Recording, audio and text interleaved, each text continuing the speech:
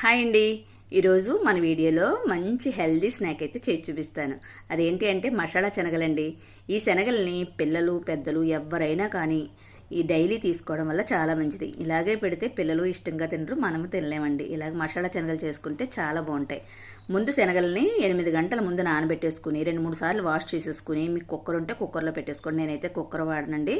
Stove మీద పెట్టేసుకుని 2-3 పొంగులు వచ్చాక కొద్దిగా సాల్ట్ వేసేసుకుని మళ్ళీ ఒక 5 నిమిషాలు ఉడికించుకుని దించేసుకోవాలండి. దించేసుకుని ఒక కళాయి పెట్టుకుని 2-3 స్పూన్లు ఆయిల్ వేసుకుని పోపు అయితే రెడీ చేసుకోవాలి. జీలకర్ర, మినప్పప్పు, ఆవాలు, ఎండుమిర్చి, ఒక చిన్న ఉల్లిపాయ చిన్న ముక్కల కింద కట్ చేసుకుని అది మళ్ళీ కొద్దిగా సాల్ట్, అల్లం వెల్లుల్లి పేస్టు, గరం మసాలా పౌడరు, కొద్దిగా కారం ఇవన్నీ కూడా వేసేసుకుని అల్లం వెల్లుల్లి పేస్ట్ పచ్చివాసన పోయేంత వరకు వేయించేసుకుని మనం ఉడికిన శనగల్ని వేసేసుకోవడమేనండి.